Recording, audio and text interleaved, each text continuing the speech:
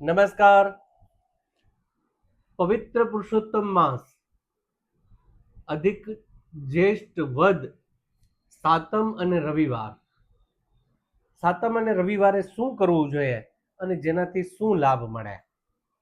તો શાસ્ત્રના બતાવ્યા અનુસાર ભગવાન વિષ્ણુને અને ભગવાન પુરુષોત્તમને પ્રસન્ન કરવા માટે આ દિવસે તુલસીના વૃક્ષનું દાન કરવાનું મહિમા છે.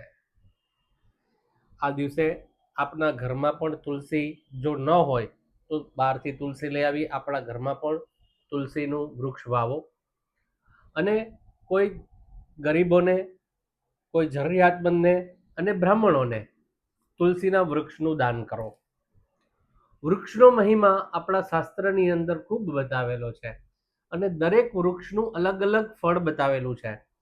આપણા પુષ્ટિ માર્ગની અંદર અને ધર્મશાસ્ત્ર અનુસાર તુલસીનું મહત્વ પણ ખૂબ બતાવેલું છે અને ભગવાનના લગ્ન પણ તુલસીજી સાથે થયેલા છે, જેને આપણે તુલસી વિવાહ દેવ દિવાળીને દિવસે આપણે ઉજવીએ છીએ.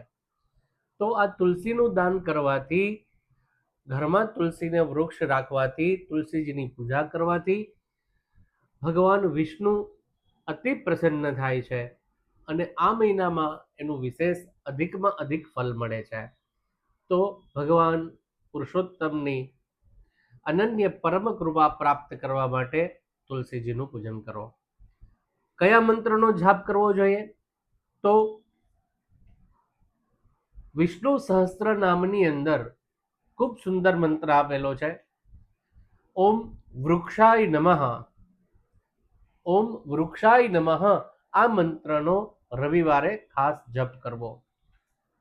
બીજું, રવિવારને અનુલક્ષીને આ દિવસે ઘઉંનું દાન, ગોળનું દાન, ત્રાંબાની વસ્તુનું દાન પણ આપ બ્રાહ્મણોને કરી શકો, કોઈ જરૂરિયાતમંદ વ્યક્તિઓને કરી શકો અને ભગવાન પુરુષોત્તમના આ મહિનાની અંદર ભગવાન પુરુષોત્તમને પ્રસન્ન કરવા, ભગવાન વિષ્ણુને પ્રસન્ન કરવા માટે આ ઉત્તમમાં ઉત્તમ સમય છે. રવિવારે આ ખાસ કરજો. અસ્તુ. જય શ્રી કૃષ્ણ.